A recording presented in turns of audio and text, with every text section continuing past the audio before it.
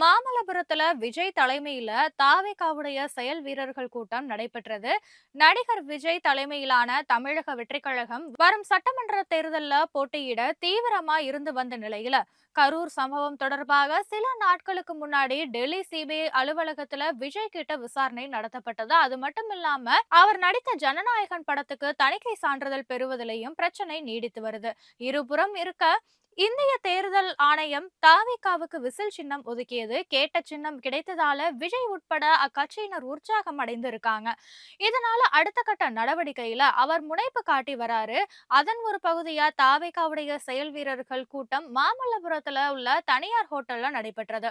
தமிழக வெற்றிக் கழக தலைவர் விஜய் தலைமையிலான இந்த கூட்டத்துல மாநில மாவட்ட அளவிலான நிர்வாகிகள் கலந்து கொண்டு இருக்காங்க. QR குறியீடோட கூடிய அனுமதி சீட்டு வழங்கப்பட்டு அவர்கள் மட்டும் கூட்டத்துக்கு அனுமதிக்கப்பட்டிருக்காங்க. விஜய் மேடைக்கு வரும்போது அவருக்கு தொண்டர்கள் விசில் அடித்து வரவேற்பு கொடுத்திருக்காங்க. இதனைத் தொடர்ந்து மொழிப்போர் தியாகிகளுக்கும் கொள்கை தலைவர்களுக்கும் தவிக தலைவர் விஜய் அஞ்சலி செலுத்தினார்.